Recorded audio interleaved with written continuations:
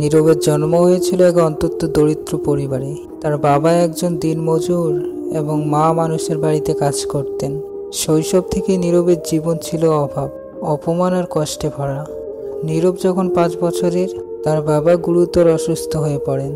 পরিবারের উপার্জনের একমাত্র উৎসব বন্ধ হয়ে যায়। তার মা একাই সংসার চালানোর জন্য দ্বিগুণ কাজ করতে লাগলেন, কিন্তু তবুও 3 বেলা খাবার জুটত না।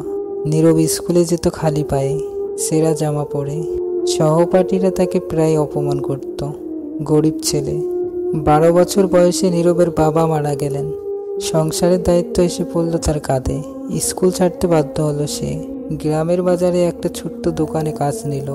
সারাদিন দোকানে কাজ করত, আর রাতে বাড়ি ফিরে মায়ের জন্য দুমুঠো খাবার নিয়ে আসতো। 16 বছর বয়সে নীরব জীবিকার খোঁজে শহরে গেলেন। সেখানে সে একটি রেস্টুরেন্টে কাজ নিল। সকাল থেকে রাত পর্যন্ত থালাবাটি পরিষ্কার করত। দিন শেষে সামান্য মজুরি পেত, কিন্তু শহরের মানুষের নিঠুরতা তাকে আরও বেশি ভেঙে দিত। রেস্টুরেন্টের মালিক প্রায় তাকে মারধর করত। নীরবের স্বপ্ন ছিল একদিন নিজের একটা ব্যবসা করবে, কিন্তু প্রতিদিনের জীবনের সংগ্রামে সে নিজের স্বপ্নকে হারিয়ে ফেলেছিল। একবার সে খুব অসুস্থ হয়ে পড়ল, কিন্তু চিকিৎসার টাকার অভাবে নিজের শরীরের প্রতি অবহেলা করতে হলো। নীরব অনেক কষ্ট করে টাকা জমিয়ে একদিন নিজের একটা ছোট্ট চায়ের দোকান দিল। তার বয়স তখন 25, কিন্তু জীবনের এত বছরের সংগ্রাম তার শরীরকে দুর্বল করে ফেলেছিল। একদিন দোকানে কাজ করার সময় সে হঠাৎ অসুস্থ হয়ে মাটিতে পড়ে যায়।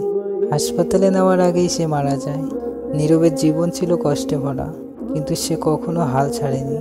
যদিও তার জীবন স্বপ্ন পূরণের আগেই শেষ হয়ে গেল, তার সংগ্রাম সবাইকে শিখিয়ে গেল যে দারিদ্র্য যতই কঠিন হোক, লড়াই কখনো থেমে থাকা উচিত নয়।